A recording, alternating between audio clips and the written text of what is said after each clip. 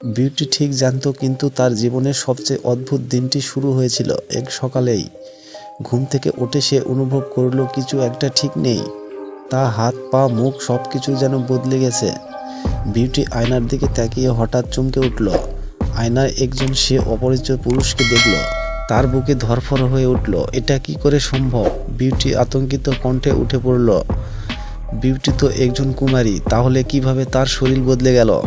তার মনে হলো হয়তো কোনো দুঃস্বপ্ন দেখছে, কিন্তু হাত পা নাড়ানোর পর বুঝতে পারল এটি স্বপ্ন নয়, এটি বাস্তবেই সে একজনের শরীরে আটকা পড়ছে।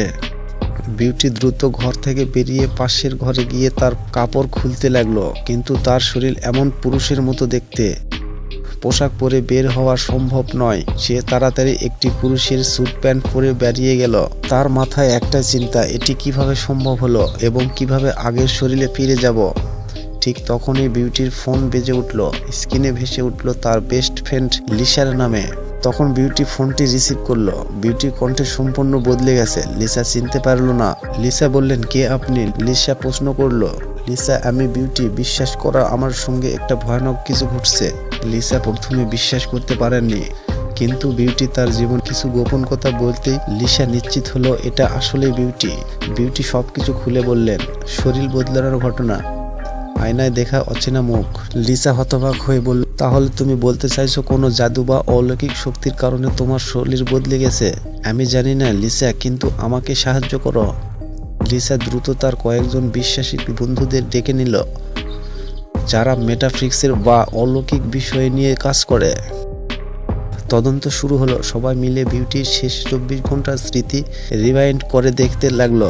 বিউটি মনে করলো গতকাল রাতে সে এক অদ্ভুত কানের দুল পেয়েছিল। সেটি পরার পর থেকে তার শরীর বদলে গেছে। একজন বিশেষজ্ঞ বলেন তার ইতিহাস কেটে গিয়েছিল। সে কানের দুল এক রাজকুমারীর ব্যবহার করেছিল, যে শরীর বদলানোর জাদুতে পালিয়ে গিয়েছিল। বিউটি চমকে উঠল, তাহলে কি আমি সেই একই জাদুর ফাঁদে পড়ছি?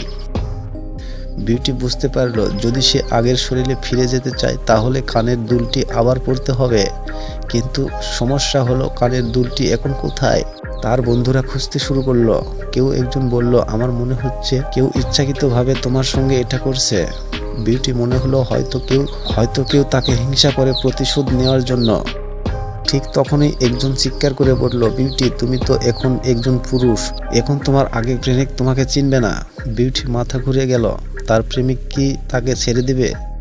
বিউটির প্রেমিক একজন রায়ান নামের এক ছেলে। তাকে দেখতে না পেয়ে উদ্বেগে হয়ে পড়ছিল। লিসা সিদ্ধান্ত নিল রায়ানকে সব জানাতে হবে, কিন্তু কিভাবে?